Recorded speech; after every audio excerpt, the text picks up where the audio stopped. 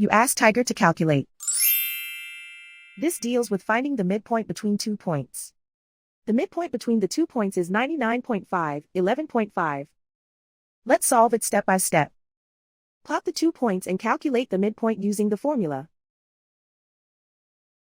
The coordinates of point 1 are, x1 equals 99, y1 equals 11. The coordinates of point 2 are, x2 equals 100, y2 equals 12. PM represents the midpoint of the 2 points.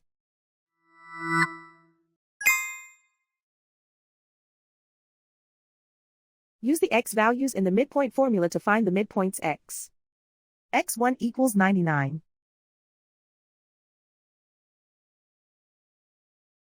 x2 equals 100. Simplify the arithmetic.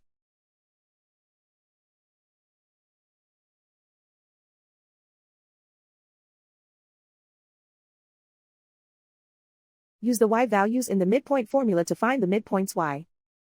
y1 equals 11.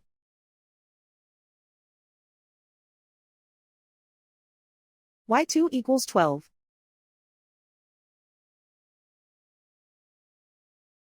Simplify the arithmetic.